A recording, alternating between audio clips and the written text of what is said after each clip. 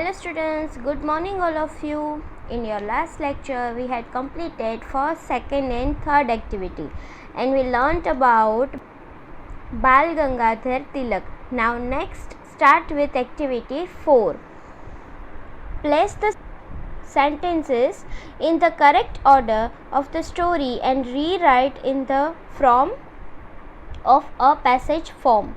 सी students, यहाँ पे कुछ सेंटेंस आपको दिए गए हैं बट वो अनइवन है, यानी कि वो प्रॉपर ऑर्डर में नहीं है. आपको क्या करना है, पहले स्टोरी रीड करनी है और स्टोरी के अकॉर्डिंग इसमें से जो फर्स्ट सेंटेंस आता है वो फर्स्ट लिखना है, सेकंड आता है वो सेकंड लिखना है. ओके सी स्टूडेंट्स, मैंने यहाँ पे सेंटेंस अरेंज किए हैं, चलो हम वो देखते हैं. आपको अपने आप करने हैं फिर लिखने हैं. ओके चलो. Here first one is Bal is a disciplined and brilliant student. Second is some student have strewn groundnut shell near the teacher's table. Third one is the teacher is very angry. Fourth one is the teacher inquiries about the culprit. Fifth one, nobody stands up to accept the responsibility. Sixth, the teacher comes near the student to can them. 7. Bal tried to explain the truth of the situation. 7. The teacher refused to accept Bal's explanation. 9th one, Bal leaves the classroom after packing up his books. तो पता चला students आपको activity 4 कैसे करनी है. Okay, now moving on the activity 5. Unscribble the letters of words given on the right, then match the words with the descriptions given on the left. See students, यहाँ पे आपको क्या करना है, यहाँ पे बी पोर्शन में यहाँ पे अनस्क्रैबल लेटर दिए हैं. First of all you have to scramble this letter. फिर यहाँ पे आपको लिखना है जो उसका राइट स्पेलिंग है वो, then you have to match.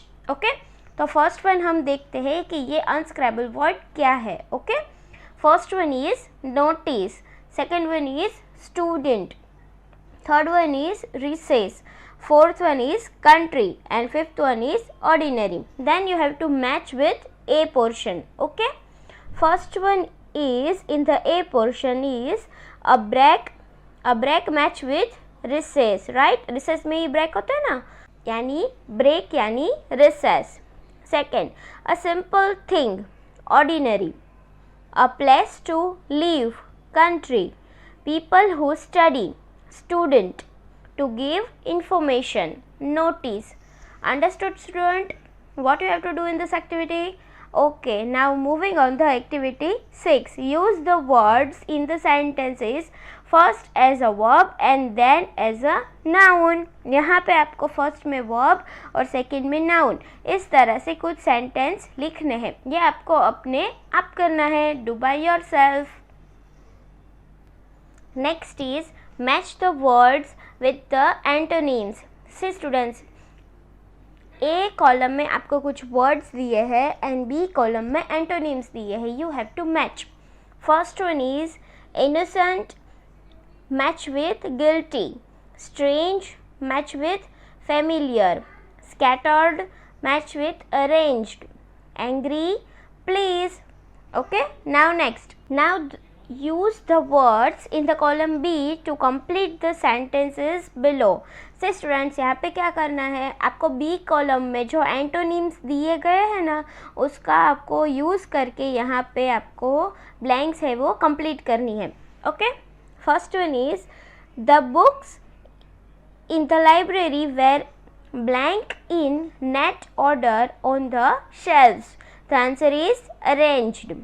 Second, my father was blank to see my report card as I had performed well.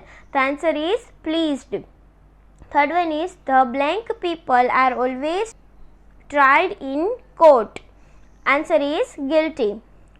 Fourth one, I am very blank with everything in my house. Answer is familiar.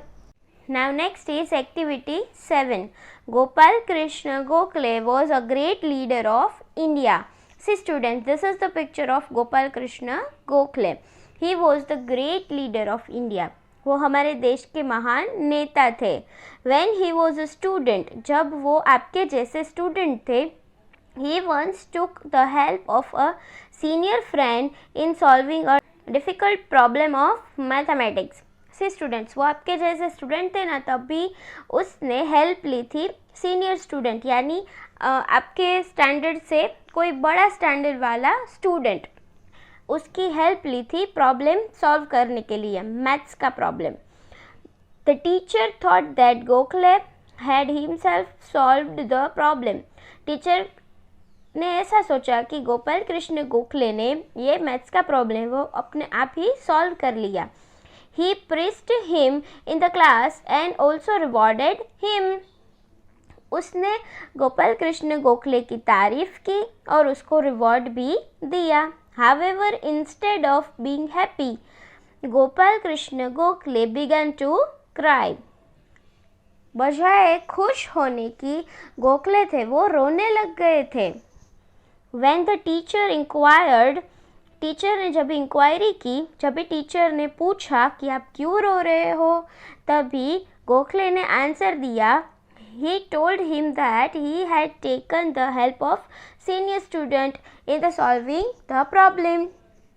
Gokhale ने बताया कि उसने senior student की help ली थी problem solve करने में. His truthfulness impressed the teacher.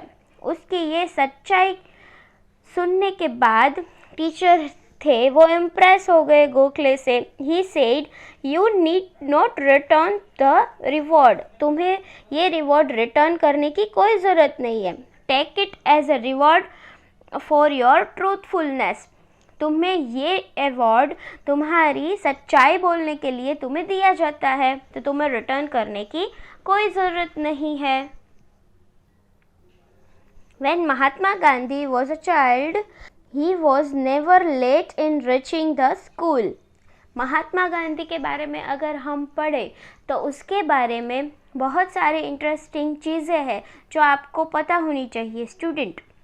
उसके बारे में यहाँ एक फैक्ट है जो हम पढ़ेंगे. ओके, गांधी जी जब चाइल्ड थे, जब गांधी जी बच्चे थे, जब आपके जैसे स्टूडेंट थे गांधी जी, तभी वो कभी भी स्कूल पर लेट नहीं पहुँचे थे. वो ऑन टाइम ही होते थे हर वक्त. Through he did not have a watch with him. He would guess the time by looking at the position of the sun in the sky. See student, वो घड़ी में टाइम नहीं देखते थे, वो कहाँ पे टाइम देखते थे, सन के अकॉर्डिंग टाइम एडजस्ट करते थे. वो सन की पोजीशन देख के पता चल जाता था उनको कि कितने बजे है, राइट, और वो स्कूल पर टाइम टू टाइम पहुंच ही जाते थे. One day the sky was overcast with cloud and it began to rain. एक दिन क्या हुआ कि स्काई यानी आकाश में पूरे बादल ही थे और रेन आने की संभावना लग रही थी. So Gandhi ji could not guess the time. So बादल होते हैं तो उसमें तो सन दिखाई नहीं देता प्रॉपरली, तो उसकी पोजीशन कैसे देखे गांधी जी, राइट. तो उससे गलती हो गई टाइम देखने में. That day he was late. और उसी दिन गांधी जी लेट पहुँचे. The principal asked Gandhi ji the reason for coming late. Principal ने गांधी जी को रीज़न पूछा कि आज तुम क्यों लेट हो गए, हर वक्त तो टाइम पे ही होते हो, राइट, तो इस दिन क्यों लेट हो गए. Gandhi ji told him the truth but the principal did not believe him. Gandhi ji ने सच बोला परंतु प्रिंसिपल ने बिलीव नहीं किया. He find him for arriving late. उन लोगों ने गांधी जी को पनिश्ड किया क्योंकि वो लेट आए थे. It made Gandhi ji weep. तो उसकी वजह से गांधी जी रोने लग गए.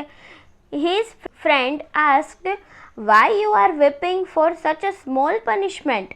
क्यों तुम इतनी छोटी सी पनिशमेंट के लिए रो रहे हो. गांधी जी रिप्लाइड.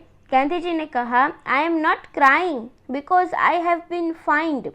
मैं उसकी वजह से नहीं रो रहा हूँ क्योंकि मुझे पनिशमेंट मिली है।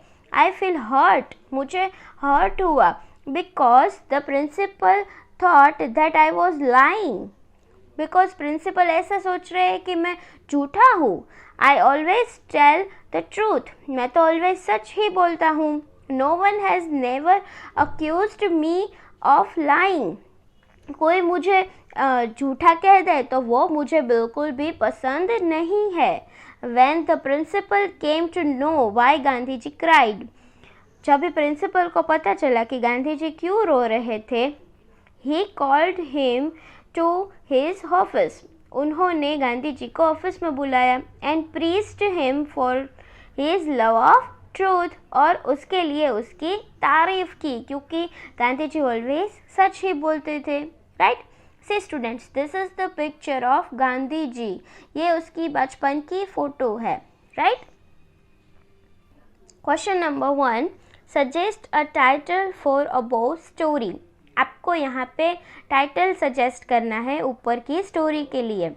तो मैंने यहाँ पे ये टाइटल लिखा है, Truth always wins, सच्चाई हमेशा जीतती ही है। सी स्टूडेंट्स, आपको अपने अकॉर्डिंग कुछ नया टाइटल लिखना है, ओके? मैंने ये लिखा है। चलो second, what do you learn from the story, आप इस स्टोरी से क्या सीखे? We should always speak the truth, हमें ऑलवेज सच ही बोलना चाहिए। Truthfulness is appropriate by all, सच्चाई हमेशा सबको ही पसंद आती है। Third, find out a similar story based on truthfulness and retell in your class, आपको ऐसी सेम स्टोरी ट्रूथफुलनेस के बारे में फाइंड करनी है और अपने क्लासमेट को बतानी है। Now next is activity 8, you reach incidents 3 great person, Bal Gangadhar Tilak, Gokhale and Gandhi ji. Now narrate any one incidents that has left a mark in your life.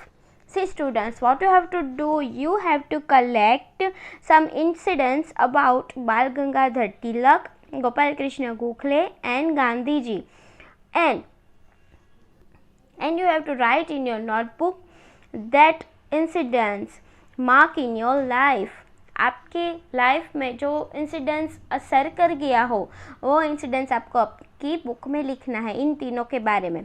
Next is activity 9, identify the following leaders and write at least 5 sentences about them. See students, यहाँ पे कुछ leader के photographs दिए हैं, आपको उस leader के बारे में 5 सेंटेंसेस यहाँ पे लिखने हैं, ओके? मैंने यहाँ पे लिखा है, चलो हम वो देखते हैं। This is the picture of Subhash Chandra Bose, and Subhash Chandra Bose was born in Bengali family on January 23, 1897 in Chatak. He got a lot of support for the Azad Hind movement. Bose told his man, "Give me blood and I shall give you freedom." इसके बारे में बहुत ही प्रचलित है ये वाली lines, तुम मुझे खून दो मैं तुम्हें आज़ादी दूंगा। Now our next leader is Sardar Vallabh Bhai Patel. Sardar Vallabh Bhai Patel was born in 31st October 1875 in Karamsad. He was popularly known as the Iron Man of India. He was the first deputy Prime Minister and Home Minister of Independent India. से student, सरदार वल्लभ भाई पटेल वो तो आपको पता ही होगा, अभी statue of unity भी इसके according ही बना है ना। तो ये है हमारे great leader Sardar Vallabh Bhai Patel. Now next leader is Indira Gandhi. Indira Gandhi was the daughter of Jawaharlal Nehru.